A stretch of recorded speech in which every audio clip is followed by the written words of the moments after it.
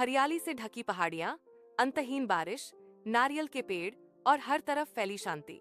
लेकिन इसी शांति के पीछे छिपा था एक ऐसा रहस्य जिसे जानने की कीमत अक्सर जिंदगी से चुकानी पड़ती है। यह कहानी है इडुक्की जिले के एक छोटे से गांव नीलकुरिंजी कि जहां लोग सूरज ढलते ही अपने दरवाजे बंद कर लेते हैं, जहां रात में कोई सीटी नहीं बजाता और जहां जंगल से आती आवाजों को नजरअंदाज करना ही समझदारी मानी जाती है। आरव मल्होत्रा एक ट्रैवल व्लॉगर दिल्ली से केरल पहुंचा था। उसे डरावनी जगहों पर वीडियो बनाना पसंद था। उसका चैनल मशहूर था Indian dark trails. Local taxi driver ने जब आरव को नीलकुरिंजी पाड़ा ले जाने से मना किया तो आरव की आंखों में उत्सुकता चमक उठी। क्यों? क्या खास है वहां? ड्राइवर ने रियर मिरर में देखा। उसकी आंखों में डर साफ था। साहब, वहां रात नहीं होती, वहां कुछ और होता है। आरव मुस्कुरा दिया। उसे यही चाहिए था। गांव में घुसते ही मोबाइल नेटवर्क गायब हो गया। बारिश की हल्की बूंदें मिट्टी से टकरा रही थीं। हर घर के बाहर दीपक जला था, लेकिन किसी घर से आवाज नहीं आ रही थी। एक बूढ़ी औरत ने आरव को घूरते हुए कहा, आज अमावस्या है, जंगल की तरफ मत जाना बेटा। आरव ने कैमरा ऑन किया। लोकल मिथ्स, यही तो असली कंटेंट है। गांव के बाहर एक पुरानी नायर हवेली थी। कहा जाता था 1930 में वहां एक नृत्यांगना रहती थी, देविका। देविका सिर्फ सुंदर नहीं थी, वह मोहिनीअट्टम की सर्वश्रेष्ठ कलाकार थी।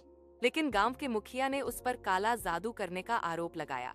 एक रात उसे जंगल के बीच नीलकुरिंजी के फूलों के पास जिंदा जला दिया गया। मरते वक्त देविका ने बस एक बात कही, जब ये फूल फिर खिलेंगे तब मैं भी लौटूंगी। नीलकुरिंजी के फूल 12 साल में एक बार खिलते हैं और आज ठीक वही साल था।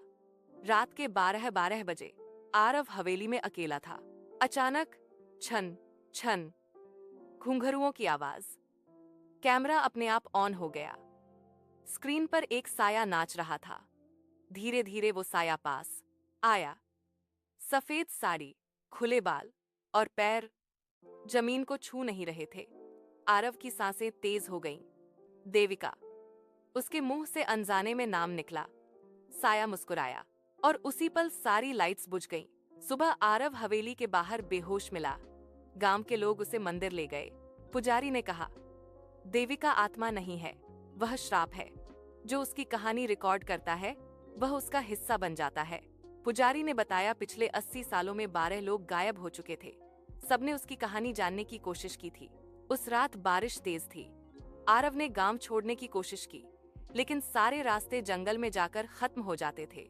तभी उसे फिर वही आवाज सुनाई दी। आरव।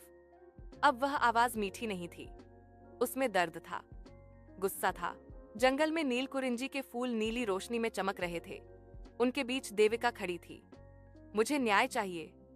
उसकी आंखों से खून बह रहा था। अध्याय 7, सच की कीमत। देविका ने आरव को दिखाया कैसे गांव वालों ने झूठ बोला, कैसे मुखिया ने उसे पाने की चाह में उस पर इल्जाम लगाया। मेरी कहानी दुनिया तक पहुंचा दो, फिर मैं मुक्त हो जाऊंगी। आरव ने हामी भरी, लेकिन अगले ही पल देविका का चेहरा बदल गया।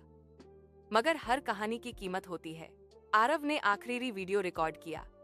उसमें पूरी कहानी थी, लेकिन वीडियो के अंत में कैमरा अपने आप घूम गया। पीछे आरव नहीं था, सिर्फ देविका और उसके पैरों में नए घुंघरू। एपिलॉग।